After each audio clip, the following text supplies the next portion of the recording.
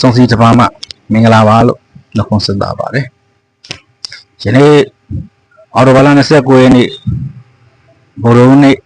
ပွဲစဉ်နေ့အများကြီးရှိတဲ့ထဲမှာညနေပွဲတပွဲ2:15မှာကံမဲ့အကြိုက်ဆုံးစိတ်ကြိုက်တပွဲကိုရွေးချယ်ပြီးတော့ပေးသွားကြပါတယ်အဲဒီပွဲတော့ Scotland Premiership ပွဲစဉ်30မှာကစားကြမယ်စိတ်မီယန်နဲ့ Hat Melodian တို့ရဲ့ပွဲစဉ်ပဲဖြစ်ပါတယ်စိတ်မီယန်ကအိမ်ကွင်းကစားမှာဖြစ်ပြီးတော့ Melodian ကအဝေးကွင်းသွားရောက်ကစားမှာဖြစ်ပါတယ် Hat ကတော့ဒီဟာဒီ Scotland Premiership မှာတော့ကိုယ်ဝဲကစား10ပွဲနိုင်တပွဲဒီ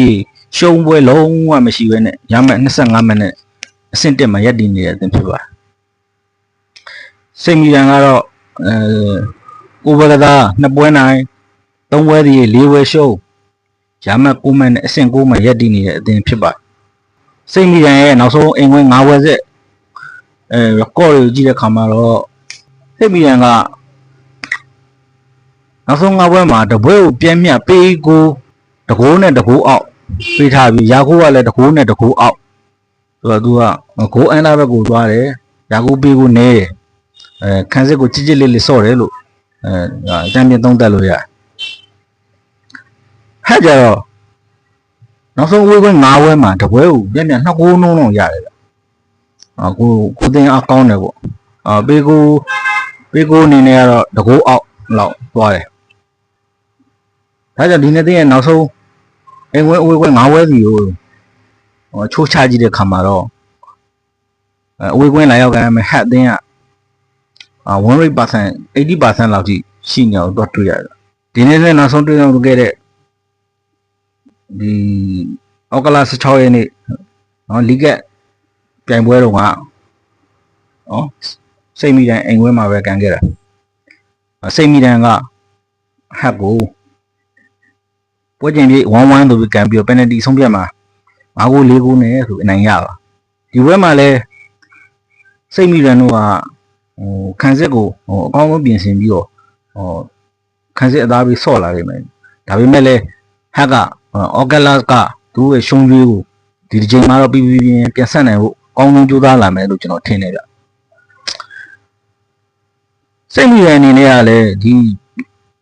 Scotland League မှာ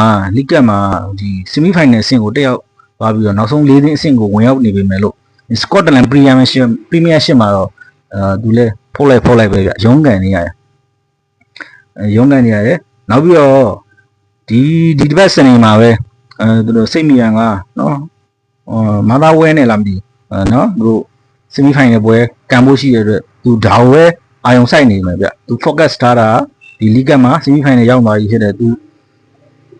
ဒါဝဲအာယုံစိုက်နေမယ်တစ်ဖက်ကဝေးကွင်းနိုင်ရောက်ကန်ဟက်ကတော့သူတို့ကဒီ Scotland Premiership မှာသူတို့ focus ထားတယ်သူတို့က NPRB နဲ့ဒီပွဲကိုအနိုင်3မှတ်ရယူနိုင်ဖို့အတွက်ပဲအာယုံစိုက်ပြီးကစားလာလိမ့်မယ်နောက်ပြီးတော့ဟက်ကပြီးခဲ့တဲ့ပွဲမှာနော်သူ့ရဲ့အနိကဆုံးပြန်ပဲအဆင့်နှစ်က7ကို3ဂိုးတဂိုးဆိုပြီးတော့အပြီးကြိတ်ခဲ့တာပေါ့ဗျာအိမ်ဝင်မှာဒါကြောင့်မှသူကဇာတ်ထိတ်မှာ10မှတ်နဲ့ပြတ်သန်းဖြတ်ပြီးတော့ဇာတ်1နေရာမှာနော်စစ်တဲ့နေရာမှာသူရက်တည်နေခဲ့တာဖြစ်ပါတယ်နော်ဒါကြောင့်အော်ဂိုလာရဲ့ရှုံးကျွေးကိုပြန်ဆက်မပွဲလို့ပဲကျွန်တော်မြင်ပါတယ်ပေါက်ကြီးနေကဟက်ကတလုံး65ကိုပေါင်းကြီး3လုံး100သူတဲ့နေရာမှာဟက်နိုင်တော့နိုင်မယ်ဒါမဲ့ဂိုးအောက်မယ်ဆိုတဲ့အနေထားမျိုးပဲပိုကီဒီကဖွင့်ပေးထားဒါကြောင့်မလို့တလုံးချင်းတည်တဲ့ကျွန်တော်ဟက် body ကိုပဲထိမိဆွဲကြပါတယ်အားလုံးပဲအကြိုက်တွင်လိုက်ပါကစားနိုင်ပါပြီအားလုံးပဲအပေါင်းပြကြပါလိမ့်မယ်